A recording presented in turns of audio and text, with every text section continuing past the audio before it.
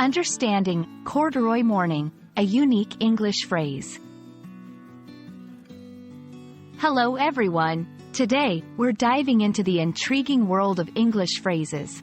Our focus is on the expression, corduroy morning. This isn't your everyday phrase, so stay tuned as we explore its meaning and usage. Let's get started. Corduroy morning is a phrase that's not commonly found in standard English. It's not listed in traditional dictionaries, and it might be a creative or metaphorical expression. In English, combining words like corduroy, a type of fabric, and morning can suggest a unique, perhaps personal or artistic concept. Let's break it down. 1. Corduroy, a fabric known for its distinct, ridged pattern. 2. Morning, the start of the day, often associated with freshness and new beginnings. In a metaphorical sense, a corduroy morning could imply a day that is textured, unique, or full of patterns, much like the fabric itself.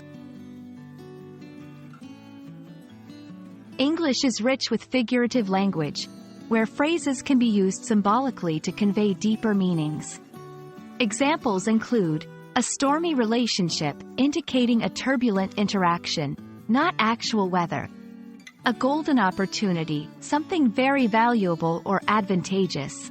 Understanding these expressions requires thinking beyond the literal meanings of the words. When you come across unusual phrases like corduroy morning, context is crucial. Look for clues in the surrounding text or conversation.